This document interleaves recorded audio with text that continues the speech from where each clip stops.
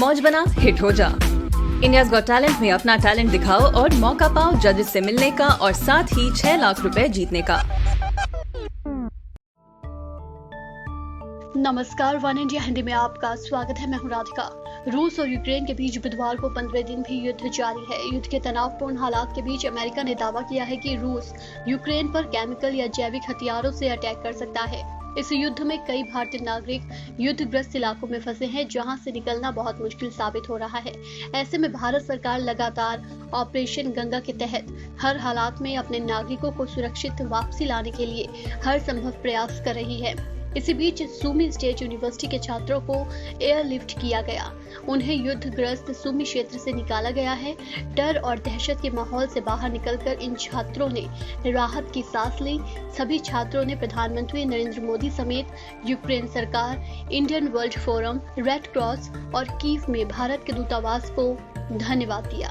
The students of Sumi State University, after this 14 day of miserable war and wait, we are already reached the Poland. In this situation, we want to thank the people and government of Ukraine, the government of India, the Indian World Forum, Red Crosses, and also the Indian Embassy in Ukraine.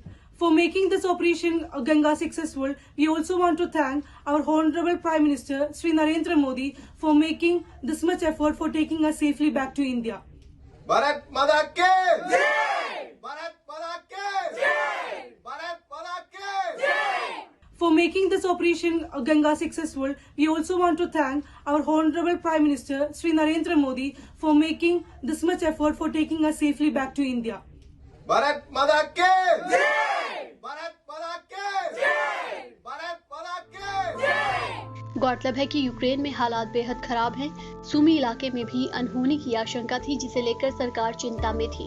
Sumi शैक्षणिक संस्थानों का एक बड़ा hub है और बड़ी संख्या में बाहर देशों के छात्र यहाँ रहते हैं। बता दें कि इस इलाके का रेस्क्यू ऑपरेशन काफी मुश्किल रहा, क्योंकि कई छात्रों के पास पासपोर्ट भी नहीं थे, तो उन्हें दूसरे देशों में ले जाने में काफी मुश्किलें हुई। सरकार की तरफ से कीव में अपनी एक टीम भेजने पर जोर दिया गया था। 50 ऑफिसर की टीम भेजी जानी थी, जिसमें ज्यादातर वो लोग थे जिन्हें रूसी भाषा आती हो। अब क्योंकि लोकल प्रशासन का पूरा सहयोग मिला, ऐसे में सुमी में कई भारतीयों को इस रणनीति के जरिए बाहर निकाल लिया गया। भारतीयों के अलावा दूसरे पड़ोसी देशों के नागरिकों की भी मदद की गई।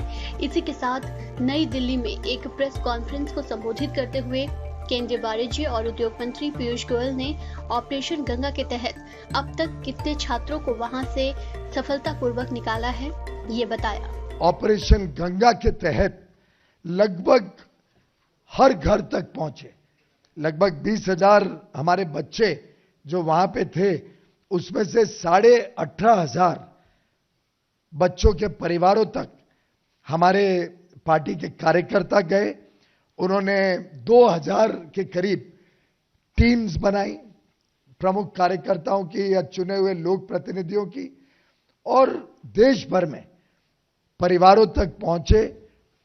लोकल एरिया में तो जानकारी मिली जाती है कि कौन परिवार के बच्चे वहां पे हैं, यूक्रेन में हैं, तो सबके घरों में जाना, परिवारजनों को मिलना, उनका कोई दुख सुख है तो उसको केंद्र तक पहुंचाना, ये एक ऐतिहासिक कार्य सरकारी तंत्र ने अपनी तरफ से किया और राजनीतिक पार्टी ने शायद पहली बार देश में हर क्षेत्र में, मेरे पास आंकड़े हैं किस प्रकार से हर राज्य में हमारे कार्यकर्ता घरों में गए, लोगों को मिले, और मैं समझता हूं ये एक मौका था कि इसमें सभी राजनीतिक दल, सभी पार्टी एकजुट होकर इस संकट की घड़ी में खड़े रहते।